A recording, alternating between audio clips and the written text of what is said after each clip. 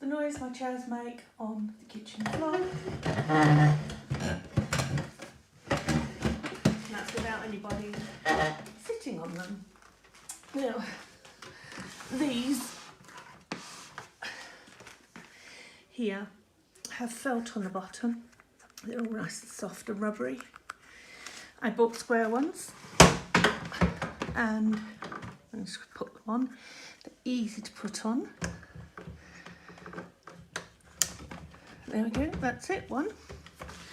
That's a square part, that's a square end. For some reason I've got circular ones on the front, but the same size fits on the round as well for some reason.